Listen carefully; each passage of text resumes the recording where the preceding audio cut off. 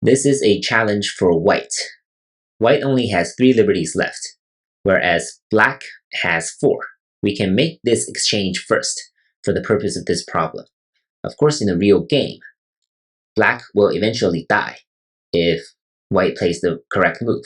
So black can simply allow white to capture like this, but black will gain more territory here on the corner.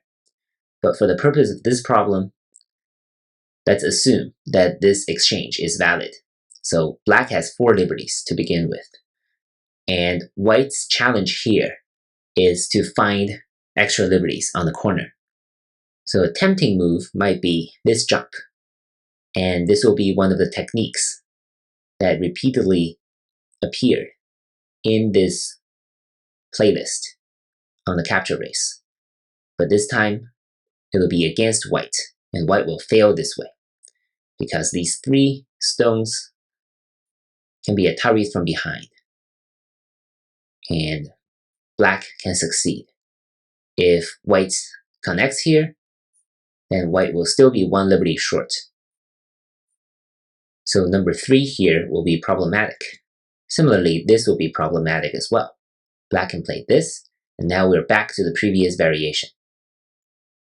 So the key move for white is the 2-2 point right here. So if black plays here and allow whites to connect, now this is very simple. 5 liberties versus 4 liberties. White will prevail after 4 and 5. If black plays here, then white can make a living shape this way. Black cannot come in, right? This will not work. This will not be a ko. This will be a double ko, which black will lose, right? So as soon as black captures back one of the kos, white will capture the other. And it is always black finding ko threads on the outside. And white does not need to find a single ko thread on the outside. So black will fail this way, which means that white is essentially alive here on the corner. And there will be no more capture race because these 5 black stones will just be dead like this.